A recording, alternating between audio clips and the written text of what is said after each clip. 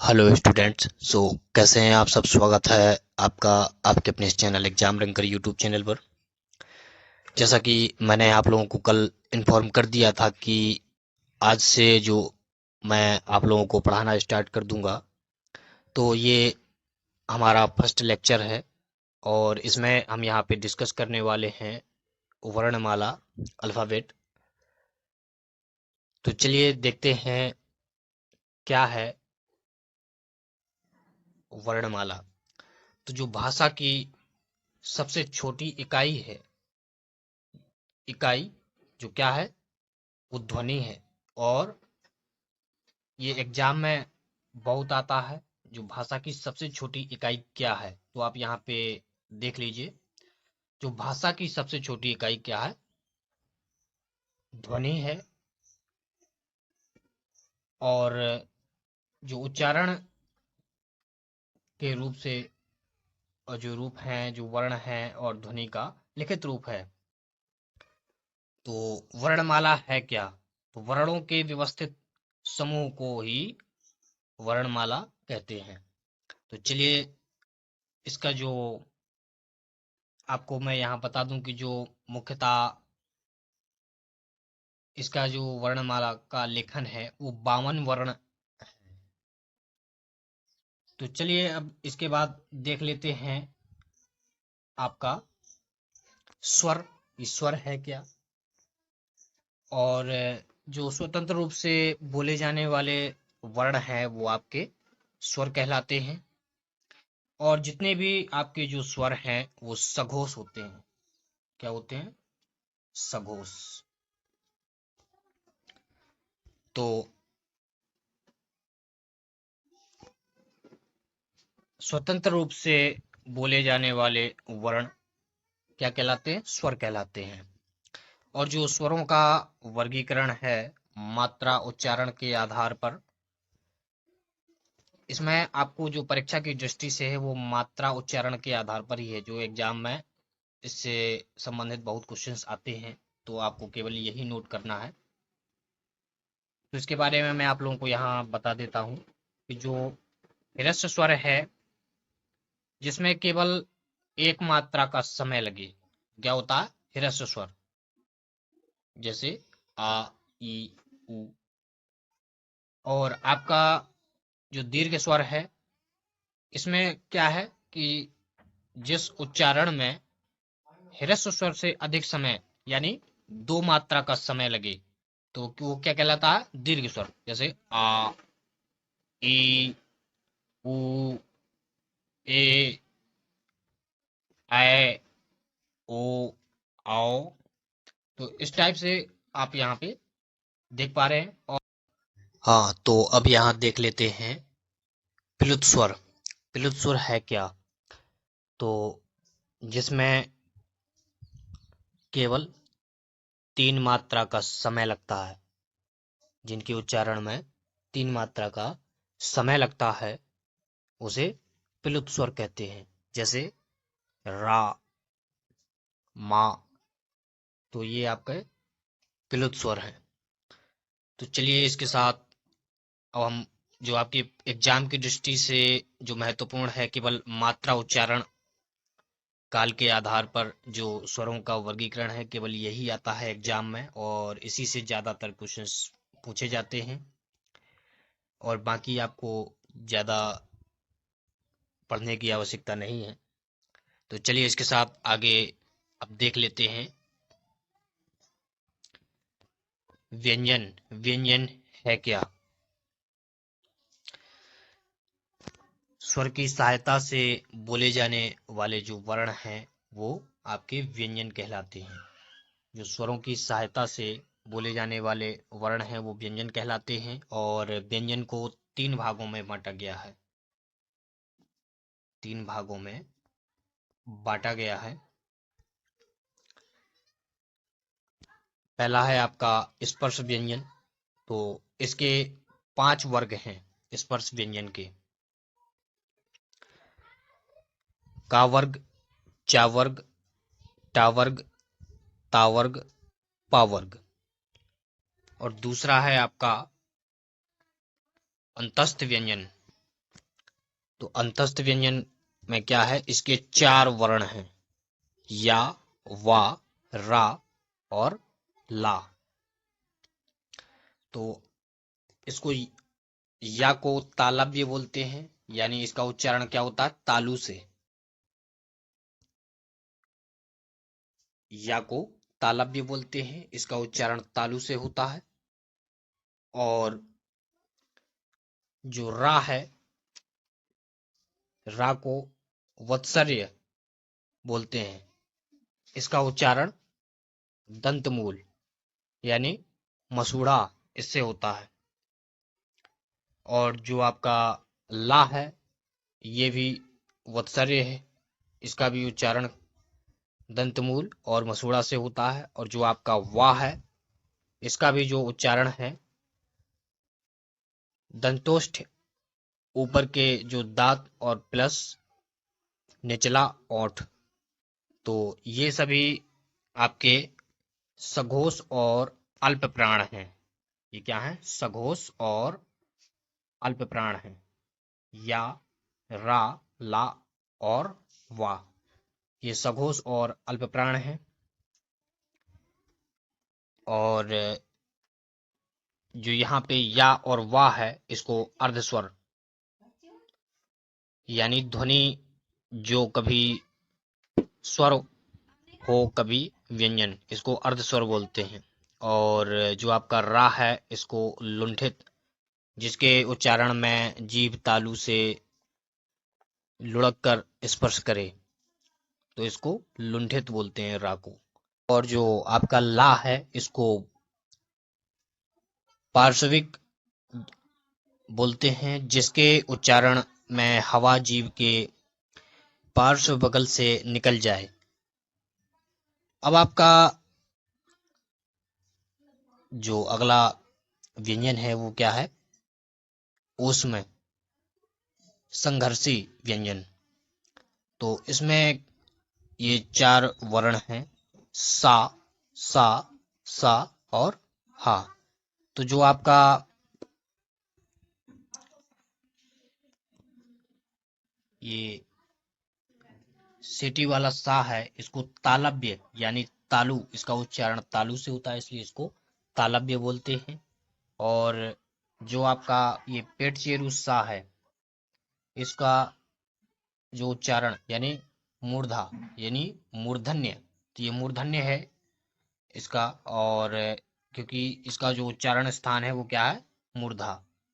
और जो आपका सरोता वाला सा है, ये है वत्सर्य, क्योंकि इसका जो उच्चारण स्थान है वो दंतमूल यानी मसूड़ा है। और जो आपका हा है, इसका जो वर्ग है वो स्वर यंत्रीय है। क्यों, क्योंकि इसका जो स्वर यंत्र कंठ के भीतर से स्थित है, इसको इसलिए सघोष और महाप्राण भी कहा जाता है। और जो आपके ये तीनों सा हैं,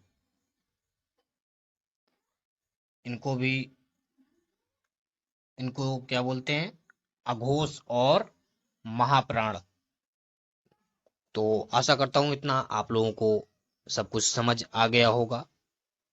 और कभी कभी ये क्या है, जो आपके जो उत्क्षिप्त व्यंजन है, जैसे कि आपका जो डा और ढा, इसमें क्या है, अगर इसमें डा के नीचे नुक्ता है तो ये, और ढा के नीचे भी नुक्ता है, तो इन्हें उत्क्षिप्त व्यंजन बोला जाता है। और डा को मूर्धन्य सघोष और अल्प प्राण भी बोला जाता है, और ढा को मूर्धन्य सघोष महाप्राण। तो चलिए, अब आपका जो जितना था मैंने आपको यहाँ बता दिया। अब इसके बाद आगे का जो नेक्स्ट देखते हैं, अयोगवाय। इसके बारे में भी जान लेते हैं कि अयोगवाय है क्या। अयोगवाय में क्या है कि जो आपका अनुस्वार है वो नाक से बोला जाता है और जो विसर्ग है वो कंठ से। अनुस्वार में जो क्या होता है, अंग के ऊपर बिंदी होती है, और जो विसर्ग में क्या होता है, आह के बाद जो दो बिंदी लगती हैं उसको विसर्ग बोलते हैं। चलिए इसके साथ जो शब्दकोश देखने का सही तरीका है उसको भी देख लेते हैं कि क्या है। शब्दकोश को देखने का जो सही तरीका है, शब्दकोश में पहले स्वर बाद में व्यंजन का क्रम आता है। शब्दकोश में क्या होता है पहले कि जो आपका स्वर है वो पहले आएगा और व्यंजन बाद में आता है। शब्दकोश में अनुस्वार और विसर्ग का स्वतंत्र वर्ण के रूप में प्रयोग नहीं होता, लेकिन संयुक्त वर्णों के रूप में इन्हें आ, आ, ओ, आओ से पहले स्थान मिलता है। जैसे कंग, कहा, का, की, कु, कु, के, काय, को, कौ। और शब्दकोश में पूर्ण वर्ण के बाद संयुक्ताक्षर का क्रम आता है। जैसे कंग, कहा, का, को, काओ के बाद के यानी क्रय, क्ले, क्वे और छा। शब्दकोश में छा, त्रा और ज्ञा का कोई पृथक शब्द संग्रह नहीं मिलता, क्योंकि ये संयुक्ताक्षर होते हैं। अतएव इनसे संबंधित शब्दों को ढूंढने के लिए इन संयुक्ताक्षरों के पहले अक्षर या वर्ण वाले खाने में जाना होता है। जैसे यदि हमें छा, तो अब ये छा है आपका, ये देखते हैं कि किससे किससे मिलकर बना है। ये आपका का और सा, इन दोनों से मिलकर आपका ये छा बना है, और से संबंधित शब्द का अर्थ ढूंढना हो तो हमें का वाले खाने में जाना होगा। इसी तरह त्रा, त्रा क्या है, ता और रा इन दोनों से मिलकर बना हुआ है। और जो आपका ज्ञा है वो जा और या से मिलकर बना हुआ है। और जो आपका श्रय, श्रय है ये क्या है, सिटी वाला सा और रा से मिलकर बना हुआ है। और जो अंगा, या, णा और ये डा और ढा से कोई शब्द शुरू नहीं होता, इसलिए ये स्वतंत्र रूप से शब्दकोश में नहीं मिलते। तो आशा करता हूँ जितना आज के टॉपिक में पढ़ाया गया है वो आप लोगों को समझ आ गया होगा। इसके साथ ही अब जो आपके कुछ क्वेश्चंस हैं यहाँ देख लेते हैं। जो चलिए इसके साथ यहाँ कुछ वस्तुनिष्ठ प्रश्न देख लेते हैं। और जो आपको अभी थ्योरी पढ़ाई है तो उस संबंध में आपने कितना सीखा, तो यहाँ कुछ आपके सामने कुछ प्रश्न हैं, तो इनको सॉल्व करने का प्रयास करें। सभी स्टूडेंट इसको सॉल्व करें। और इसके साथ ही मैं आप लोगों को यहाँ आपका जो आंसर है यहाँ बता दूंगा।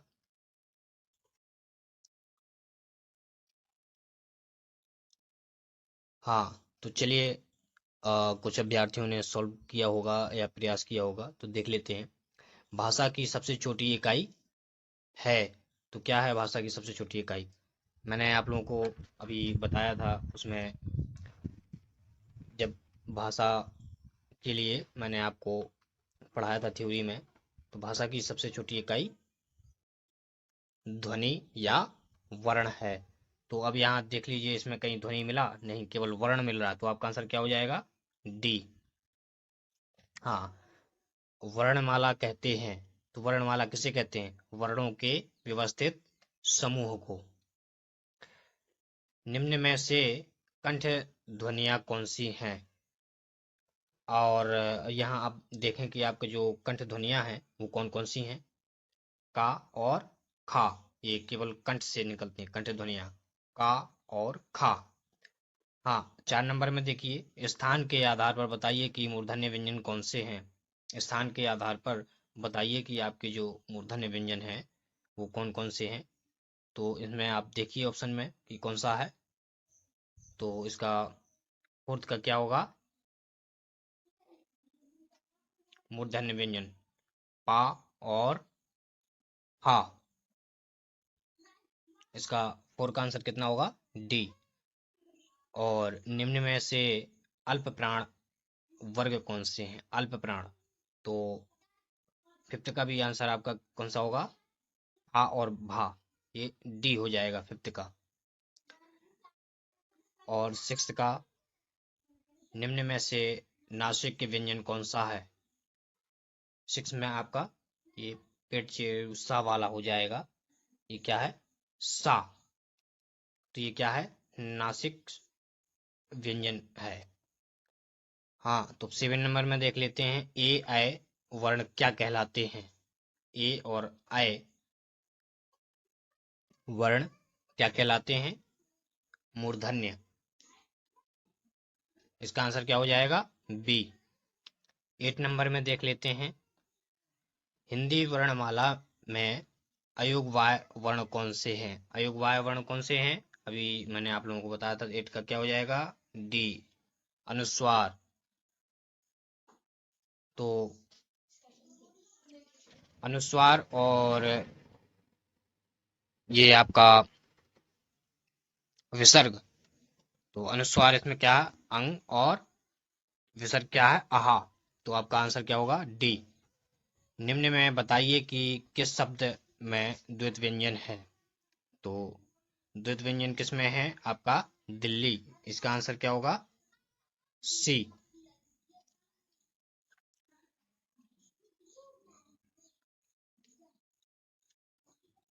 सा, सा और हा कौन से व्यंजन कहलाते हैं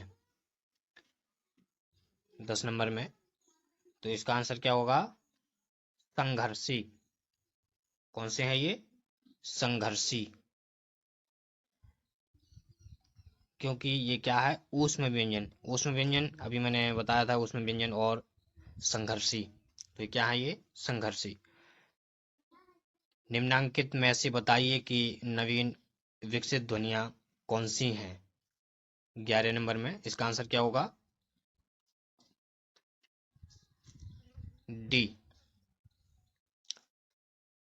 और आपका जो 12 नंबर है, निम्न में से कौन सा घोष वर्ण है। इसमें मैंने आपको बताया था घोष और सघोष। तो इसमें घोष के लिए क्या है, इसका आंसर क्या होगा, 12 का। 12 का आपका क्या होगा, ठा। क्या होगा ये, डी। इसका आंसर कितना होगा, डी, 12 का। तो ये कुछ क्वेश्चंस थे, आप लोगों को समझ आए होंगे और इस टाइप से आपको बहुत सारे क्वेश्चंस मिलेंगे। तो उनको सॉल्व करना है, और अगर आपका कोई डाउट रहता है तो आप कमेंट्स करके पूछ सकते हैं। आशा करता हूँ आप लोगों को वीडियो अच्छा लगा होगा। आपको रेगुलर क्लासेस यहाँ मिलती रहेंगी। पहला जो सब्जेक्ट है वो मैंने हिंदी से स्टार्ट किया था। हिंदी जैसे आपका ख़त्म हो जाएगा तो इसके बाद मैं अगला सब्जेक्ट स्टार्ट कर दूंगा। तो सब्जेक्ट वाइज आपका पूरा सिलेबस कंप्लीट कराने की पूरी कोशिश रहेगी कि जल्द से जल्द आपका जो सिलेबस है वो कंप्लीट हो जाए, और ताकि आप लोग एग्ज़ाम अच्छे से दे पाएँ। तो आपको इसके साथ साथ ही प्रैक्टिस सेट भी सॉल्व करवाएंगे, ताकि आपका जो प्रिपरेशन है वो अच्छे से हो। और आपका जो बीच बीच में टेस्ट भी लिया जाएगा। टेस्ट लेने के 1-2 दिन पहले आपको बता दिया जाएगा कि किस दिन आपका टेस्ट है। वीडियो के माध्यम से ही बता दिया जाएगा कि आपका जो टेस्ट होने वाला है। तो आपके जो एग्ज़ाम के प्रिपरेशन के लिए हमारे चैनल के माध्यम से सभी जो प्रकार की व्यवस्थाएं हैं वो सभी व्यवस्थाएं आपको दी जाएंगी। तो चलिए इसके साथ अब वीडियो को यहीं समाप्त करते हैं। अब कल मिलते हैं नेक्स्ट वीडियो के साथ। धन्यवाद।